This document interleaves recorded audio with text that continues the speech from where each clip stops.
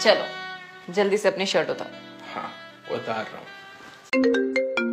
तभी पति कहते हैं, मैं फाइल घर पर छोड़ आया, एक बार चेक करो। पत्नी कहती है, फाइल तो तुम्हारा बैग में है। तभी पति बैग में देखती है, फाइल मिलता है। तब पति को एक आवाज सुनाई देती है पत्नी का। तब पति कहते हैं, क्या हुआ? पत्नी कहती है, कुछ नहीं, तुम अब फोन रखो, मैं अभी बिजी हूं। तब पत्नी बॉयफ्रेंड के साथ मस्ती करती है। पति को संदेह होती है उसकी बीबी के ऊपर। तब पति घर जाती है, देखती है उसकी बात जो हुआ। उसे देखने से पहले इस वीडियो को लाइक और सब्सक्राइब करें। कमेंट में हर हर महादेव लिखेगा। उसको 2 घंटे में खुशखबरी मिलेगी। उसकी बीबी बॉयफ्रेंड के साथ गलत काम करता हुआ पकड़ा जाती है।